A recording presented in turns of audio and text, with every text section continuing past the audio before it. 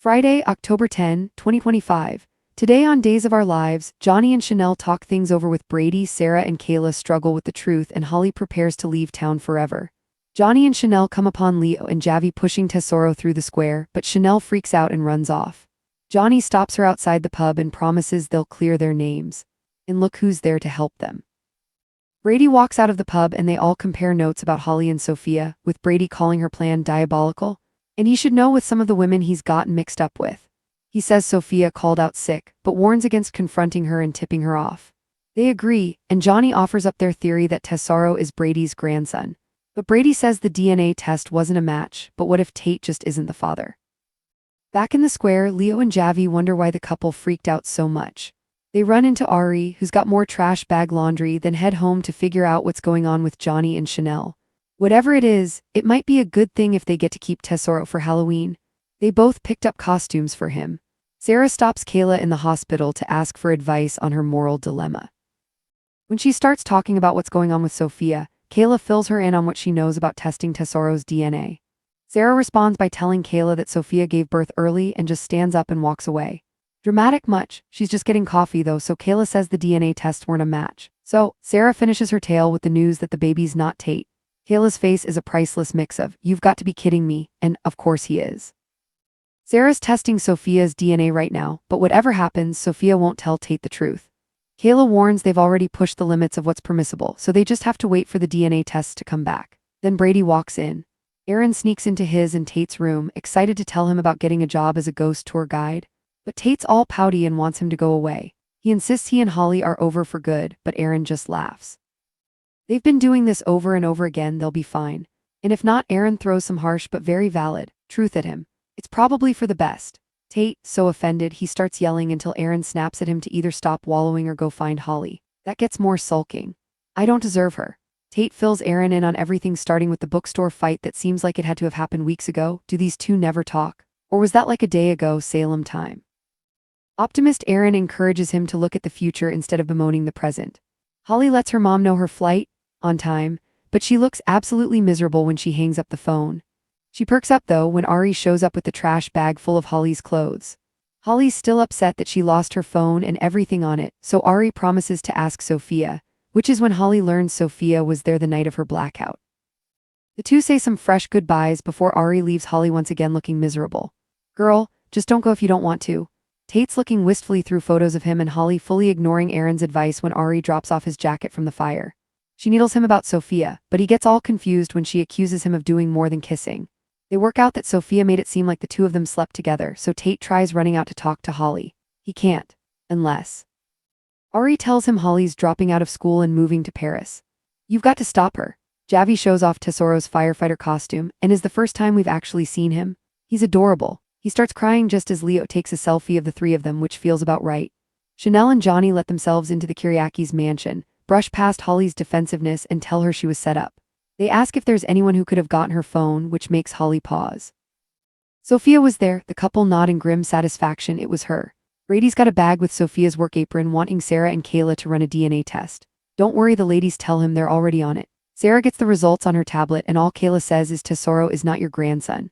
But they can't tell him based on those results. Brady catches on. Sophia's still the mother. Friday, October 10, 2025, Days of Our Lives. The truth about Tesoro.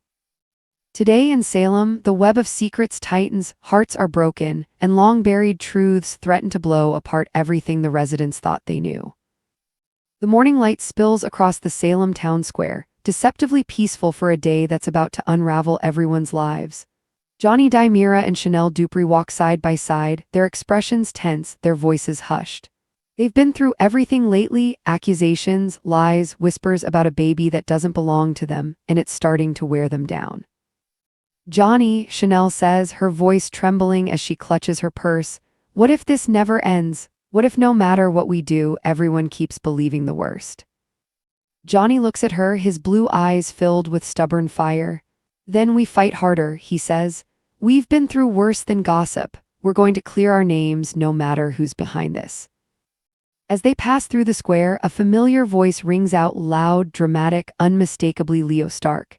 He and Javi are struggling to push a stroller, or more specifically, Tesoro's stroller, across the cobblestones. Leo's scarf flaps in the wind as he mutters, "This child has more accessories than I do," and that's saying something. When Chanel's eyes fall on the stroller, she freezes, her breath catches. "Johnny, that's Tesoro." Johnny blinks, confused. What are they?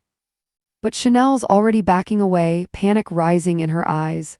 "I can't do this," she whispers before turning and running, tears spilling down her cheeks. Johnny chases after her, catching up just outside the Brady pub. "Chanel, wait!" He grabs her hand, forcing her to stop. "You can't keep running away from this. You didn't do anything wrong." She shakes her head, breathless. "You don't get it, Johnny. Every time I see that baby, I feel like everyone's looking at me, judging me, like they think I stole someone's child." Johnny cups her face gently. "Then we prove them wrong. Together, we'll get the truth out, whatever it takes." And just as the tension threatens to break between them, the pub door opens and out steps Brady Black. Brady's revelation. Brady looks exhausted, carrying the weight of too many secrets. He immediately senses the tension. "You two look like you've seen a ghost." Johnny sighs, "Not a ghost." Leo Stark pushing a stroller. Brady arches an eyebrow. "Tesoro." Chanel nods nervously. We think he might be connected to you, Brady, to your family." Brady crosses his arms, suspicious. "Connected how?" Johnny glances around to make sure no one's eavesdropping. "We have a theory that Tesoro could be your grandson." Brady laughs bitterly. "Oh, for crying out loud. First, I'm dealing with Tate and Holly's disaster. Now you're telling me there's another baby in the mix." Johnny explains everything they've learned, Sophia's involvement, the missing phone, and the mysterious DNA tests. When Brady hears Sophia's name, his entire demeanor shifts. "Sophia," he says darkly, "that woman's trouble. You're not wrong. She's got a plan, and it's diabolical." Chanel blinks. "Diabolical?" Brady nods grimly. "She called out sick from work today. That's not a coincidence. Trust me, when someone like Sophia disappears, it's because she's hiding something.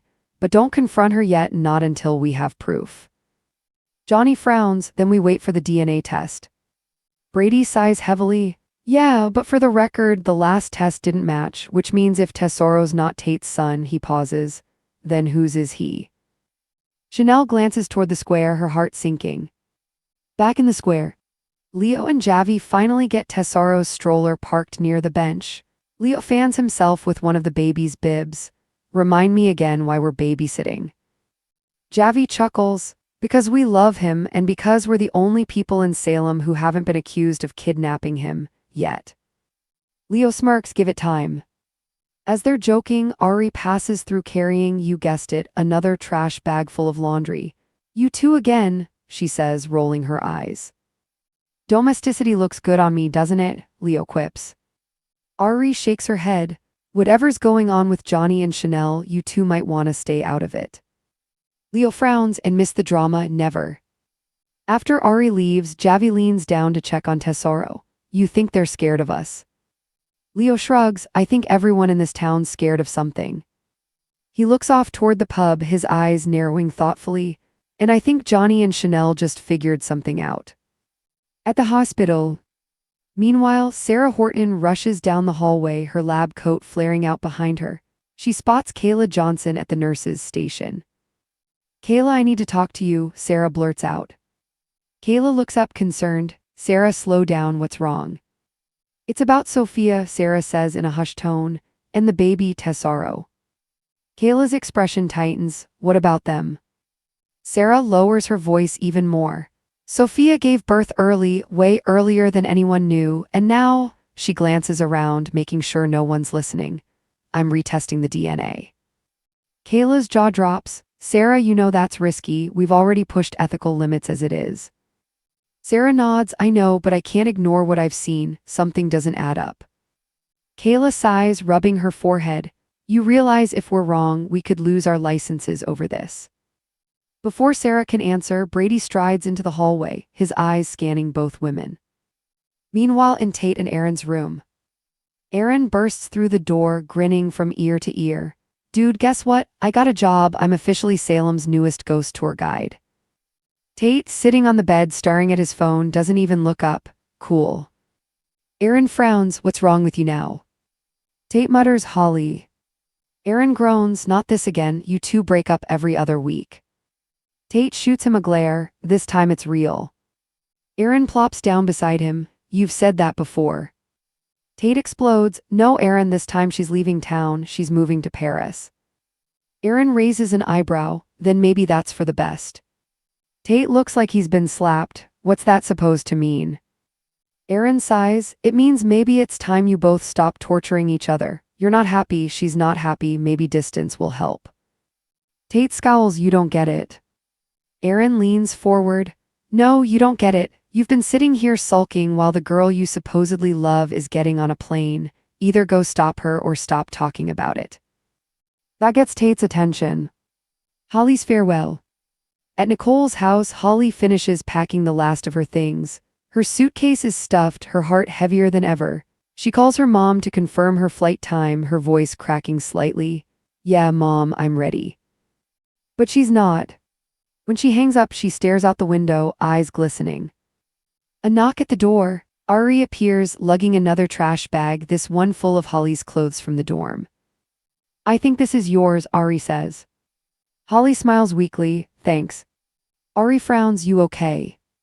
Holly hesitates, not really. They sit together and Holly confides, I lost my phone. Everything's gone, my photos, my messages, everything.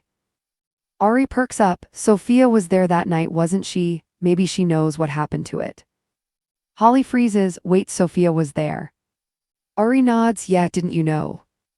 Holly's face drains of color, no, I didn't. For the first time, doubt flickers in her eyes. Back at the Kiriakis' mansion. Later, Chanel and Johnny barge into the mansion. Holly's startled, halfway through zipping her suitcase. What are you two doing here? She snaps. Johnny steps forward, we know, Holly, you were set up. Chanel adds, Sophia had your phone that night. She's the one who wanted this mess. Holly's eyes widen, Sophia. Johnny nods, she's behind everything. The texts, the rumors, maybe even the baby switch. Holly sinks onto the couch, her hands trembling. Oh my God. Chanel's voice softens. You don't have to leave, Holly. You're not running away from the truth, you're running straight into her trap. The DNA bombshell.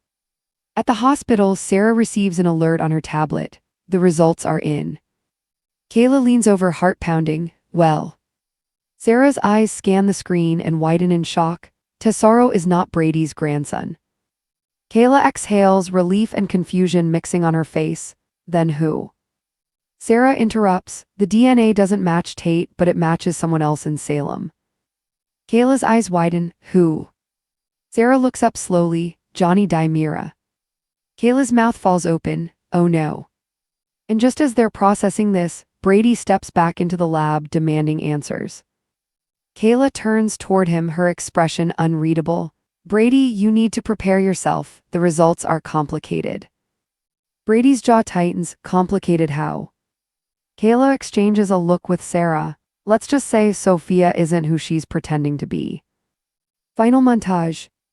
As Salem's church bells chime in the distance, we see the pieces falling into place. Johnny holding Chanel close as she trembles, unaware that the child she's been terrified of might be connected to her husband after all. Holly at the airport gate, tears streaming down her face as she stares at her phone, and a single, unsent message to Tate. Leo and Javi laughing with Tesoro in the square, blissfully unaware of the secret that ties that little boy to half the town. And Sophia standing alone at the docks, a plane ticket in one hand, a baby bracelet in the other, whispering, nobody will ever know. The screen fades to black and the voiceover echoes. Next week on Days of Our Lives, the truth about Tesoro changes everything.